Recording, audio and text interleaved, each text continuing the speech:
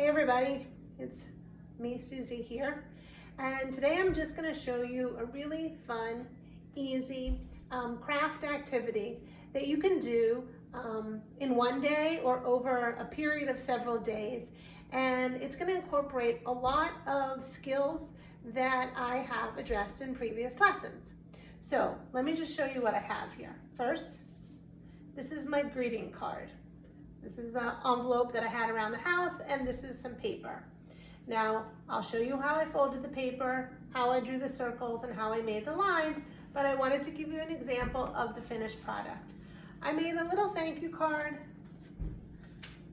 and I made a little happy birthday card. I don't know, I just kind of thought that cards were a really nice thing for us to try to use during the time of the pandemic. Sometimes when we're just having a bad day or we want to cheer up somebody else, we could just make a card and give it to them. And handmade cards are just really nice to do. So let me show you how they're done and how your kids can make them and incorporate so many different occupational therapy skills. So I'm going to start with just a regular size piece of paper. I wanted you to notice that I decided I was going to do this activity on my vertical surface because I wanted to encourage the use of the kneel position or even standing at a vertical surface to do some coloring and to do some crafts. I wanted to encourage you to get out of your chair once again. So we'll start with just an 8.5 by 11 piece of paper. I happen to use some paper that I had from the computer, but if you don't have a computer printer at home and you just have regular construction paper, that would clearly work too. I did start with a light color because I wanted to draw on it with different colored crayons, and you'll see how we do that. So first, you'll start with just putting the piece of paper up against the wall. And what you'll want to do is fold from the bottom of the paper up to the top. And you'll fold the paper in half. Let me show you that one more time. So put the whole paper up there, and then you'll fold from the bottom towards the top. And with your helper hand, you'll hold the paper, and with your other hand, you'll just make a line along the crease with your fingers to really press it in. Now, move your helper paper over to the side and take your hand that you color with or the hand that you cut with, and you're gonna take the paper and now fold it to the left or to where your helper hand is. And once again, just push along the crease, okay? I'm gonna open that one more time and show you again. You're gonna fold to the helper hand and then push along the crease, okay? So here you have your card. You can make a card this way, or you can open it this way. And the truth is, if you wanna color on the whole piece of paper and then fold it, you can do that also. But for the purposes of this video, I'm gonna fold the paper first, and then I'm gonna make it a card like this that folds from the bottom and opens this way. So what I'm gonna do first is I'm just going to put a little tape up at the top of my card just to hold it in place. And then I'm going to remember we have the card here, and I have some circles on it. So the first step that I'm gonna do is make those circles.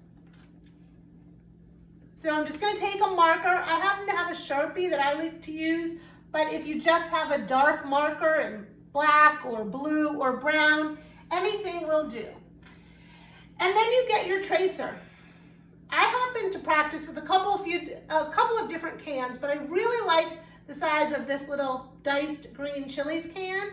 I also practice with tomato paste, if you have a can of tuna or a little can of fruit, anything that's not too big for your child's hand so that they can actually hold it in place with their helper hand, and then with their other hand holding the marker, they're going going to trace around the circle.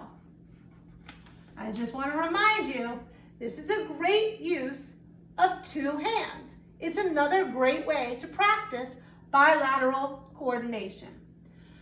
So I'm going to make a few more circles on the card.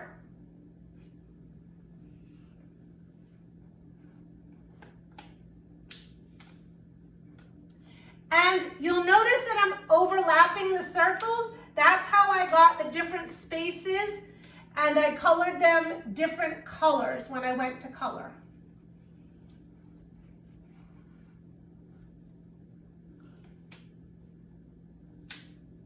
And the fun part about this is that it's a homemade card, so it really doesn't have to look perfect. If your child has trouble with the tracing, you can help them and do it for them, or you could just let them be circles that aren't perfect. There's nothing wrong with that. So after you're done with the tracing, you'll just choose a color to start with. And what I try to do in my happy birthday card is I picked a few colors that I really liked, and I just used those alternately in different shapes. So let me show you what that looks like now. And I also think it's a really good idea just to keep your helper hand up there to keep the paper down and in place. And I'll pick a shape to color. So just to remind you, we're in tall kneel, which is a great way to get out of your chair and build on your core strength. And coloring on a vertical surface is great for building building shoulder and elbow strength and coordination. We don't always have to color at the table. I'm going to color 2 circles with red before I change to another color. Now the idea, of course, is to color inside the black lines, but that might be challenging for some kids, and it's okay. It's okay if they go out, it's okay if they go over. The truth is, the concept is to make a card and to build your skills. It doesn't have to be perfect. It's okay because it's homemade.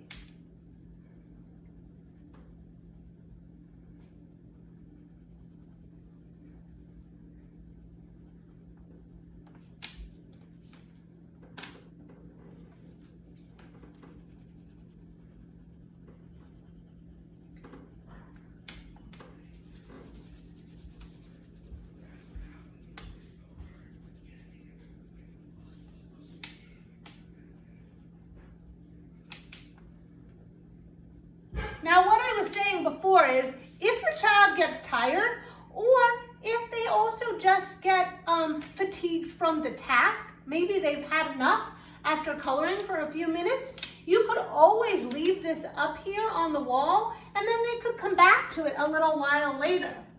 That's actually what I saw when I saw this circle drawing activity. I actually saw it as a mural. And that would be another really nice thing to do.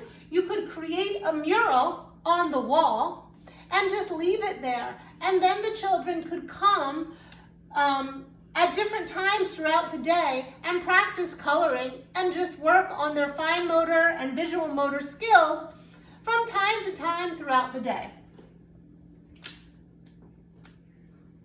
I'm going to do a few more colors, and then I'll write a short message to complete my greeting card.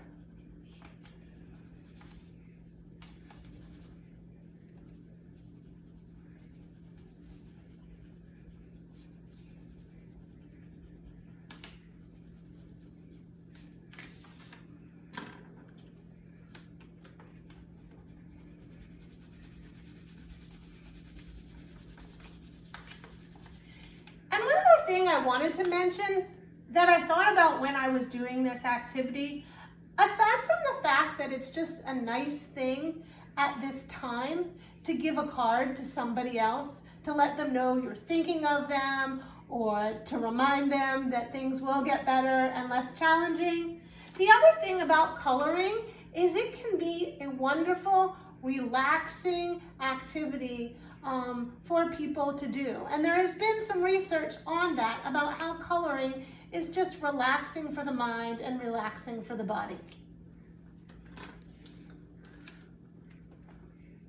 All right. So I'm just going to write a short message up at the top. I think I'll just start with thanks again. Someone could even add a smiley face if they wanted to.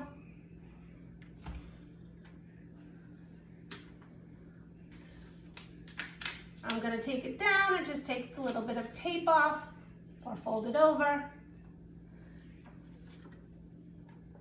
And then I'll put it in my envelope to show you how. Of course, you might want to write a message on the inside too.